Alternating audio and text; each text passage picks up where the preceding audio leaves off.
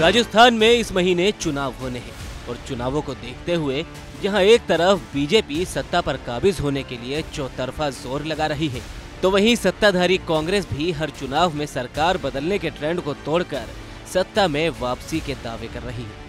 लेकिन इस बीच कांग्रेस को लगातार झटके भी लग रहे हैं। अब सरकार के 2 वरिष्ठ मंत्रियों के चुनाव लड़ने से इनकार ने कांग्रेस को राजस्थान में चिंता में डाल दिया है। पहले कैबिनेट मंत्री हेमाराम चौधरी के चुनाव नहीं लड़ने की घोषणा ने कांग्रेस की चिंता बढ़ाई और अब उनके बाद एक और मंत्री लालचंद कटारिया ने भी विधानसभा चुनाव लड़ने से इनकार कर दिया है।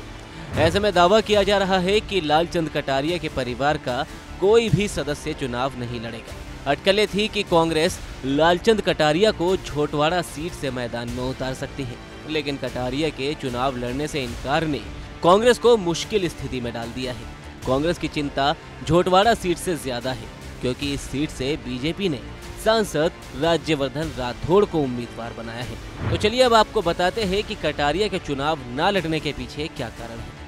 अब सियासी गलियारों में चर्चा है कि कटारिया को कहीं न कहीं हार का डर सता रहा है, क्योंकि पार्टी उन्हें झोटवाड़ा सीट से लड़वाना चाहती थी, मगर वहां से बीजेपी ने सांसद राज्यवर्धन राठौड़ को मैदान में उतार दिया है। जबकि कटारिया खुद चाहते थे कि वो आमेर चुनाव लड़े, तो वहां से भी अब विपक्ष के उपनेता सतीश पुनिया चुनाव लड़ रहे हैं। इस बीच बीजेपी के वरिष्ठ कार्यकर्ता अमित गोयल का कहना है, अब स्पष्ट हो गया है कि कांग्रेस एक डूबता जहाज है और कोई भी डूबते जहाज पर चढ़ना नहीं चाहता। राज्य के 2 मंत्रियों के अलावा कांग्रेस के पूर्व मंत्री भरत सिंह पहले ही पार्टी से नाराज होकर चुनाव लड़ने से इनकार कर चुके हैं।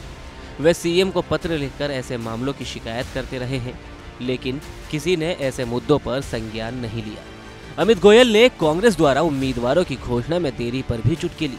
उन्होंने कहा कि जबकि सीएम अशोक गहलोत कह चुके हैं कि वह चुनाव से लगभग 2 महीने पहले ही सीटों की घोषणा कर देंगे, लेकिन इतनी सीटों पर उम्मीदवारों की घोषणा में देरी सवाल खड़े करती है। पार्टी के अंदर बहुत ज्यादा अंदरूनी झगड़े हैं। अपने राजस्थान दौरे पर प्रियंका गांधी वाड्रा ने सचिन पायलट को पार्टी का भविष्य बताया था। हालांकि कांग्रेस के पोस्टरों से पार्टी का ये भविष्य ही गायब है। बताते चले कि राजस्थान की 200 विधानसभा सीटों के लिए 25 नवंबर को मतदान होना है, जबकि 3 दिसंबर को ये साफ हो जाएगा कि अगले 5 साल के लिए सूबे की सत्ता का ताज किसके सर सजेगा।